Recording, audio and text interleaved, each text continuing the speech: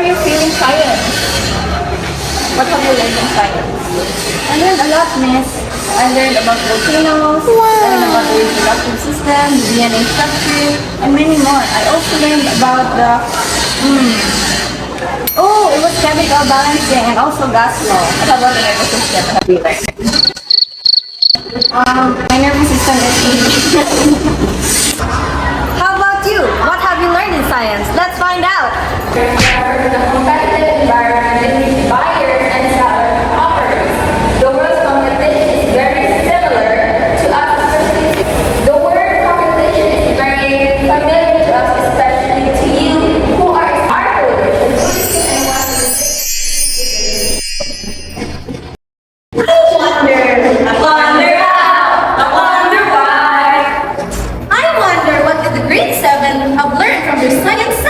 Let's find out. Two questions that make you think more about science. What is your name? I am John Brendel B. Fashol. You can call me JB. What grade are you? Grade 7. Section. Love. What are your learnings in science this school year? I learned a lot in science. On this quarter, especially, I learned about weather and like the temperature on our planet. I also learned about like many calculations in science and more. What are your expectations in science for the future?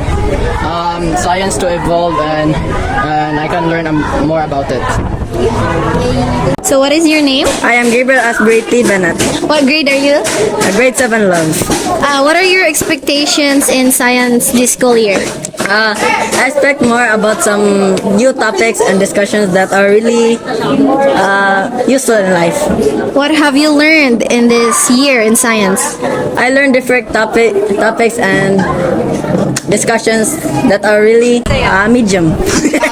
I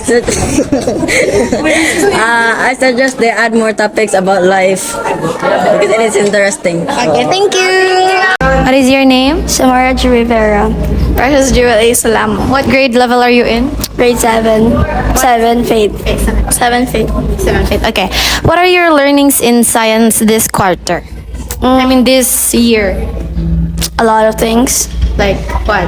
Wave, about longitudinal waves, about the parts of the waves, the weather systems, planets, lunar and solar eclipses. Okay, what are your best experience in your science subject? lunar eclipse. Studying about the weather systems. Is science your favorite subject? I think so. Why? When I was grade 6, it was my favorite subject, but now it's really hard. So But still, it's your favorite subject. yeah. My second favorite subject in grade 6, I loved science, but because the subject was all about biology and learning about the parts of the body. But now I don't like it that much as English, so it's my favorite subject. Okay, what are your expectations in your next school year about science? My expectation about science next year is about planets, I think, and different parts of the body. Do you expect it to be hard? I don't think so. I expect it to be hard because I'll go to another level, and I expect the lessons to be elements and about physics and stuff like that. Are you nervous or excited in your upcoming next level of science? Okay. Slight. Nervous. Nervous, but somehow Excited. Okay. Thank you. Do you think nakapasar ka? Do you have any ideas what the grade 8s have learned? Let's find out. Hi, so what's your name? My name is Shine Marie Hubay. What grade are you in? I'm grade 8 ho. So what are your learnings for this school year? This school year, to grade 8 Yes, in science. I've learned a lot pero usually nalimot ko sa like atong earthquake, about mga common. Talaga? Okay. How about your expectations for the next school year since you're turning grade 9? My expectation is kanang better nga teacher bitaw nga para makasabot jud ko like kay usay mahadlo ko ma-pressure ko sa teacher mo na it's hard for me to learn. Thank you very much, Shine. Expectations for the next school year? Most of my expectations for the school year is that for science is that science would get harder each year since it's a hard subject, but science is also a very educational and understandable subject, so I feel like it would also be easy to understand. Thank you very much.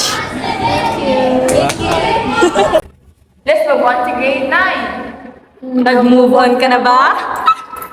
What's your name?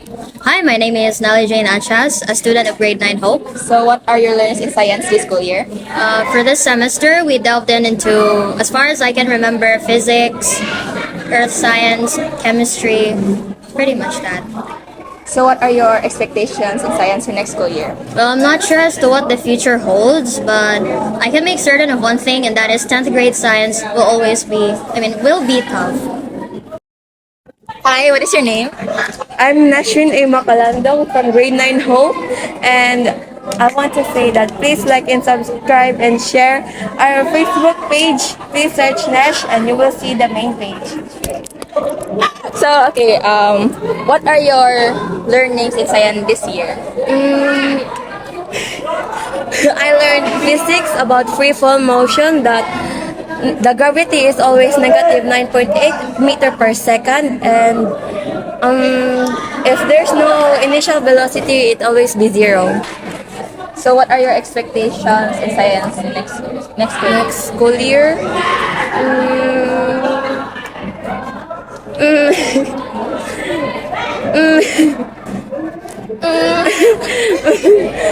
May mo kay motor din yung Pwede ra Bisaya? wala. Expectations. Daghan og oral every Thursday. Like this. Thank you. Hi, what's your name? My name is Star Charlian Asupa. And what grade level? Grade 9 Hope.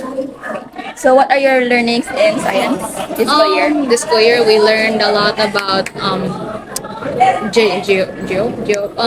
earth science, and then we also tackled space, stars and constellations specifically, and then now we're doing physics. So what are your expectations in science the next school year? Harder, definitely. I even now, lisodan gyapon ko physics, but yeah, probably gonna be harder. But whatever will come up with the curriculum, yeah, I guess that's what I'll expect. Mora. Thank you. We're grade 10 students. Of course, may mga learnings at expectations kami sa science. What is your name? Garrett Ashton Conels, Okay, what grade level are you in?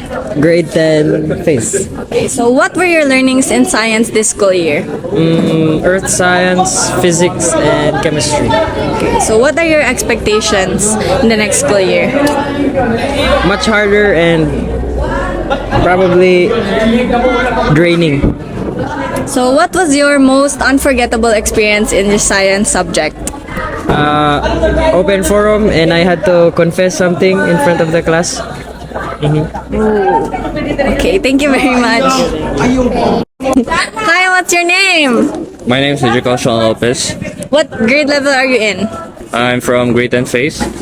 So what are your learnings in science this school year? Wala. Really? Ngupyar ako. Okay, so maybe you have expectations. So what are your expectations for the next school year? Lingaw, guro, o I'll learn a lot of things. Are you excited? Kinda, but not. Okay, thank you very much. Hi, what's your name? My name is Francesca. What grade level are you in? I'm from grade 10. So what are your learnings in the science subject? For this year? Yes, this year. I've learned a lot, but I guess the lesson that really would have stuck to me is, although it's weird, I like our topics in what it meant to learn the reproductive parts and the reproduction style of animals and of the reproductive parts of humans, because it's informative, because I can take home a lot from it, the safety needs or things I need to look out for as a woman, and things I need to be careful of when speaking to or treating a guy, stuff like that. So that's probably the lesson that stuck to me the most. Wow, that's very amazing. So what are your expectations for the next school year since we're turning grade 11? I'd really expect a jump in the level of difficulty, but you know, as a person who has been in EC for a very long time, I'm very excited for the challenge of being a senior high student. I'm very excited for the problems, not problems I'd say, but more of the circumstances I'll face as a new student in the senior high, and especially for subjects that require science. They're going to be difficult, but you know, at least if my challenge go, it will develop the way I think outside of the box, stuff like that. So very excited. Wow. I have another extra question. Are you taking up STEM in grade 11?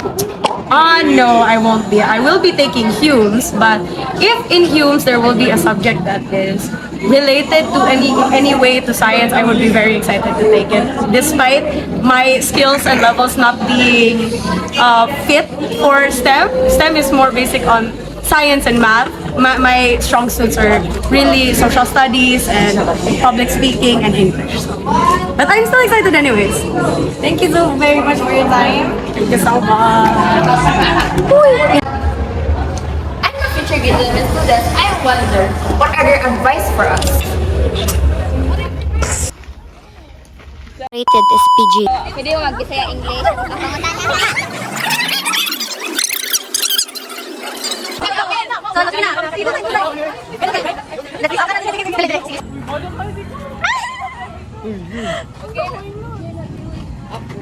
Okay, 1, 2, 3, go. So, hi, what's your name? My name is James. James. What name's James? Ay. Ayun. Ay. Oh. Ikaw si Arthur. I'm David Namkong. Christine. Eden. So, sa mga grade level? 11 Hope. 11 Hope. 11 Faith. 11 Hope. So, ano, kalit natin. Masang strand ni mo na, no? STEM. I'm STEM. Sam. ABM.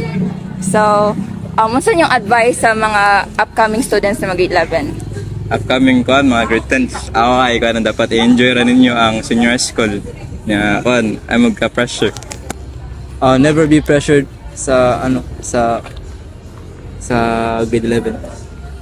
Ayaw mag-procrastinate kay anha mo makatag. Enjoy lang kay lingaw man jud siya. Ayaw overthink o kanang don't be hard sa yourself. Enjoy lang. Enjoy. So, saan yung mga kanang unforgettable memories niyo pag grade 10 niyo sa science? Kuan. Ako ay katong din kay katura akong mahinumnuman. Ako sa DNA o chemical balancing. Katong meiosis kay paspas kay discussion na to last time. Katong chemical balancing. Thank you, kuya. Thank you. Bye-bye.